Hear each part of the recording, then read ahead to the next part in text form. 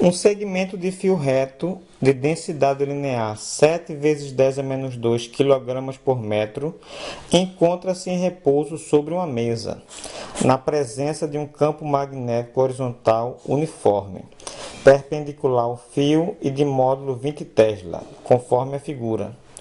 Determine a maior corrente em miliamperes que possa passar no fio no sentido indicado da figura, sem que o fio perca o contato com a mesa. Um segmento de fio reto tem uma densidade linear. Densidade linear é representado pela letra μ. Ele está dizendo que é 7 vezes 10 elevado a menos 2 kg por metro. Densidade linear é a massa dividido pelo comprimento.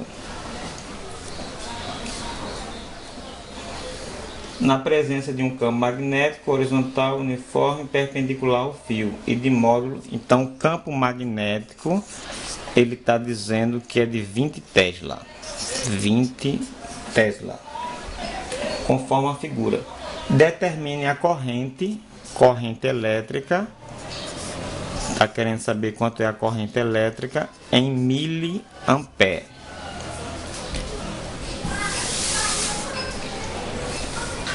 Então, pela figura aqui nós temos um campo magnético perpendicular à corrente elétrica. Então tem uma corrente elétrica na horizontal, representado pela letra I, e um campo magnético que é perpendicular à corrente elétrica. Então, se nós quisermos saber o sentido da força, usamos a regra da mão espalmada, onde esses 4 dedos representam o campo magnético, que é o B, e o polegar é o sentido da corrente elétrica, que é I.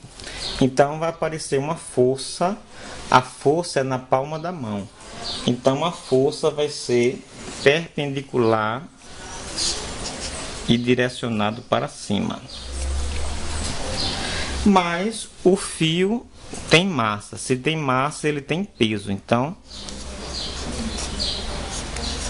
a condição que ele está dizendo na questão é a seguinte: determine a maior corrente elétrica em miliampere que possa passar no fio no sentido indicado na figura sem que o fio perca o contato com a mesa. Ou seja, a condição é que essa força que está para cima tem que ser igual à força que está para baixo, que é o peso. Então a força magnética tem que ser igual ao peso. Se a força magnética for maior, então ele vai subir. Então deixou de existir a condição. A força magnética é representada, como ela é perpendicular ao campo magnético, bio, campo, corrente e o comprimento. E o peso é a massa vezes a gravidade.